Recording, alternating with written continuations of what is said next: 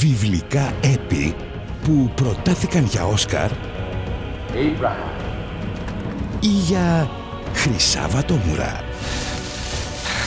Δημιουργίες σκηνοθετών βαθιά θρησκευόμενων ή δηλωμένων άθεων. Καριέρες που πήραν την κατιούσα ή έληξαν άδοξα. Ταινίες που αγαπήθηκαν από το κοινό ή προκάλεσαν μεγάλες αντιδράσεις.